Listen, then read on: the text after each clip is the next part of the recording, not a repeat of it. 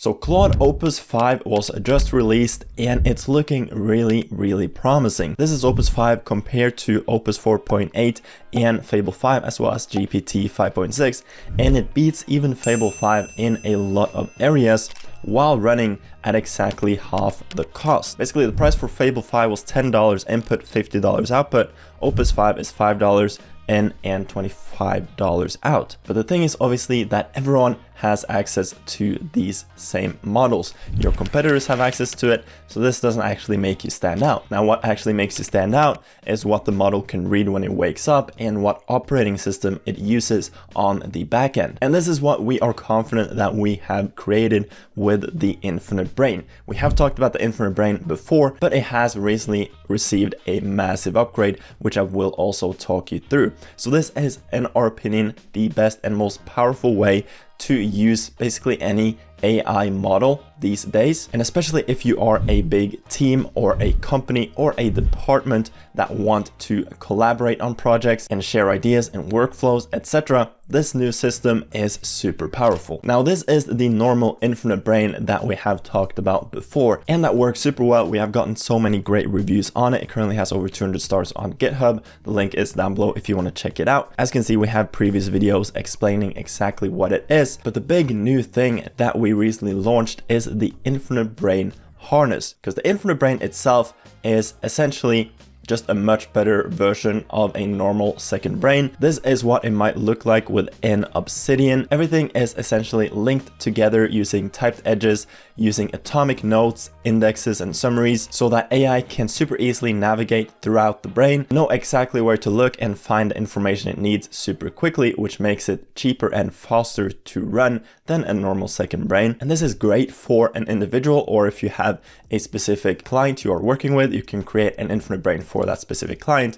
But we now also have a harness layer on top of these separate individual brains. Let's say you work for a big company and you work in the marketing department. There are 10 employees in the marketing department and the boss, obviously. So there might be a harness on top while the 10 employees have their own separate infinite brains working beneath the harness. And these are not linked together on their own. So if there's any mistakes made in your own individual brain, then no harm done really to any of the other brains, but content and outputs that you made will easily be transferred into the harness so everyone can access it, while any rules or specific ideas that you add into the brain or workflows, etc., that you think your other team members might benefit from can be basically pulled up for review into the harness.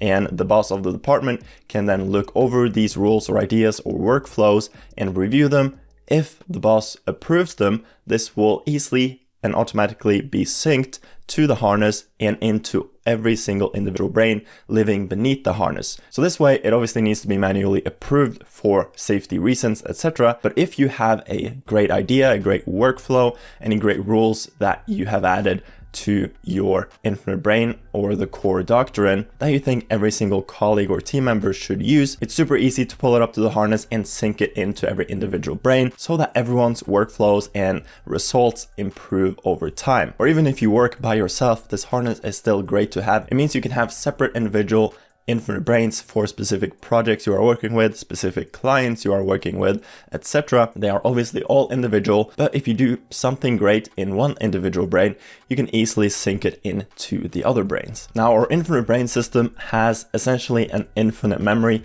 That's what I made the last video on explaining right here. But essentially, a normal Claude chat is like a whiteboard. It remembers everything that's on the whiteboard right now, but as soon as you open a fresh chat, the whiteboard gets cleaned and you have to start all over. While the infinite brain is organized more like a filing cabinet. It's permanent, organized, labeled. The AI walks over, pulls one folder, and puts it back. So this infinite brain system obviously remembers across chats. It stores all of your sessions, all of the goals, and the summaries of every single session. You can look back at a session you did 6 months ago and know exactly what you were doing. It obviously also stores all of your outputs, so it's super easy to find, stores it by date. And by using these typed edges and atomic notes and indexes, etc., it means that it's 100% built for an AI reader, because obviously it doesn't really matter if it's made for a human reader anymore, because it's essentially only AI that will actually read it anyway. So you need to make sure it's optimized for AI, which normal second brains and a normal Claude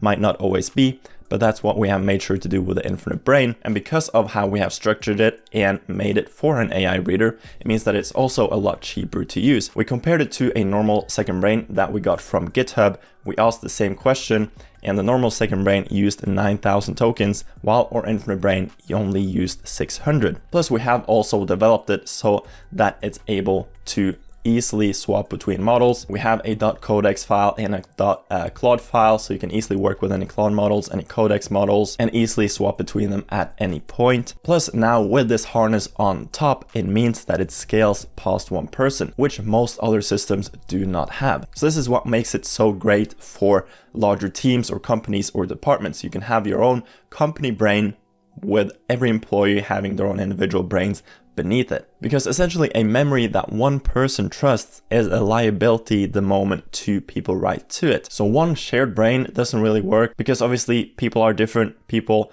use memory in different ways and they trust different things. So for an entire company or team to share one brain together, it doesn't really work. It kind of clashes, which is why we have created this harness system. So here you have the harness on top. This is the root you open, but it doesn't actually hold any knowledge of its own.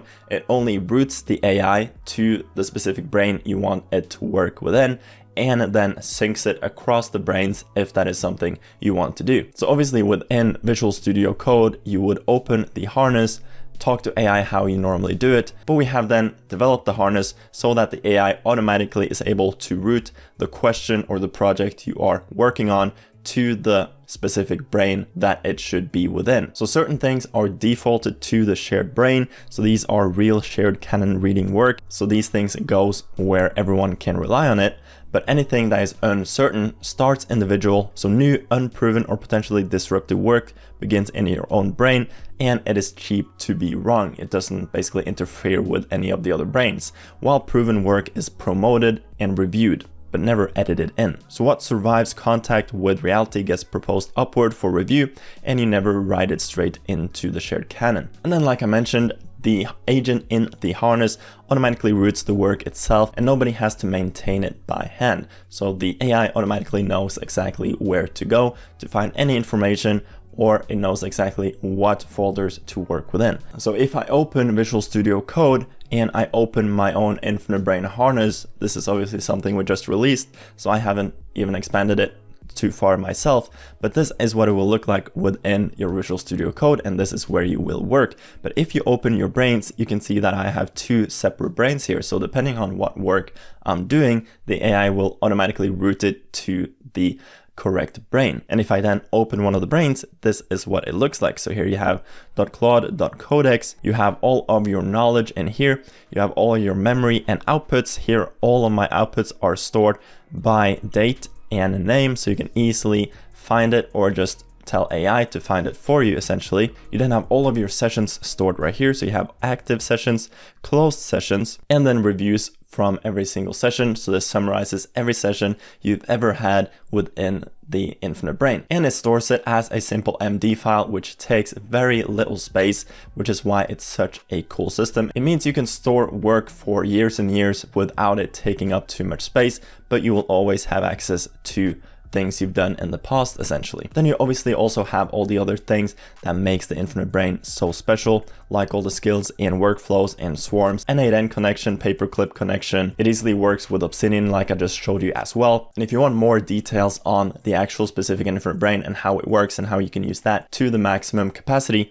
you can watch some of our previous videos or join our school down below in the description. In the next couple of weeks, we are releasing a complete course on this infinite brain and the harness and how you can use this for yourself or with your company. Because setting up a proper operating system like this is so powerful as you get more advanced with AI. If you're still only running AI in normal chats without having any structure on the back end, you are highly missing out, and you will definitely regret it in the future. So again, the links to both the harness and the Infinite Brain is down below. So is the link to our school community. So if you want to join other people that are working on similar things to what I have talked about in this video and want access to complete Claude Code courses as well as our upcoming Infinite Brain course, then make sure to join down below in the description. Now, if you have any questions about the system or you have tried it and have any feedback or improvements, do let us know down below in the comment section.